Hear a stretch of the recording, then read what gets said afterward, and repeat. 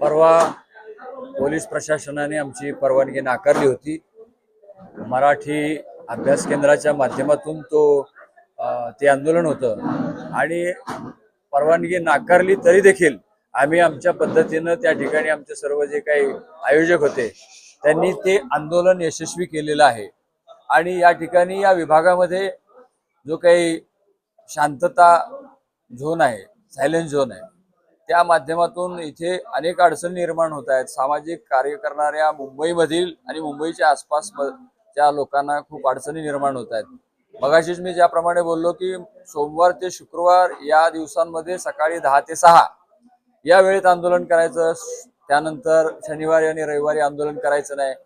रात्री जे बाहेरून लोक येतात त्यांची राहण्याची वगैरे खूप अडचण होते आणि या लोकांनी कशा प्रकारे हे आंदोलन करायचं ही मोठी समस्या या ठिकाणी निर्माण झालेली आहे। या बाबतीत कोणी बोलत नाही।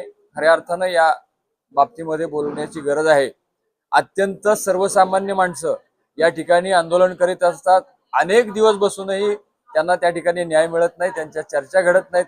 या मैदानामध्ये लाखो रुपये खर्च करून मोठमोठे मंडप उभारले जातात, परंतु आजूबाजूला जे काही कर्टन आहे किंवा कुंपण आहे, या कुंपणाला लागून जर काही पत्रा आणि बसण्याची व्यवस्था केली तर हे गोरगरीब लोक त्या ठिकाणी बसू शकतात। त्यांची कोणती व्यवस्था केली जात नाही। पावसाळा असो, उन्हाळा असो, हिवाळा असो, या ठिकाणी गोरगरीब माणसं बसत असतात। वर्षानुवर्ष बसलेली माणसं आम्ही त्या ठिकाणी पाहिलेली आहेत आणि अशा लोकांना न्याय मिळत नाही। परंतु हा न्याय मिळवण्यासाठी शेवटी सर्वसामान्य माणसाला हा लढा मैदानातून राजकारणाच्या पटलावर आणावा लागणार आणि त्याची ही सुरुवात आहे।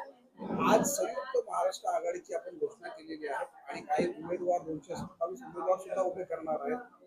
तर आपले एजेंडे काय असणार आणि आता जो मुद्दा मांडलाय त्या आझाद मैदान संदर्भात आपण काय तरतुदी आणणार आहात? आमच्या सर्व आघाडीच्या वतीने यावर सविस्तर चर्चा होणार आहे आणि त्यावर काय उपाय करायचा किंवा उद्या न्यायालयात जायचं झालं, काही जनहित याचिका वगैरे करण्याची काही तयारी करायची असेल त्याबद्दल आमचा सर्व एकत्रित बसून आम्ही विचार करू। आणि या ज्या मराठी माणसाच्या ज्या समस्या आहेत, मराठीच्या अस्तित्वाच्या ज्या समस्या आहेत, त्यावर आम्ही निश्चित काळाने आघाडीच्या माध्यमातून येणाऱ्या काळामध्ये काम करणार आहोत। आघाडी आणि मराठी उमेदवार याच्यावर आपण काय?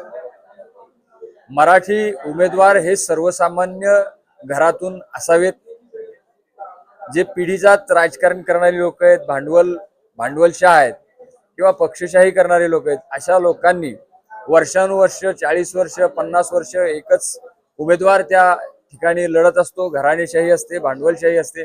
या सर्व गोष्टीला झुगारून सर्वसामान्य माणसाला त्या ठिकाणी प्रतिनिधित्व मिळावं यासाठी ही आघाडी प्रयत्नशील आहे।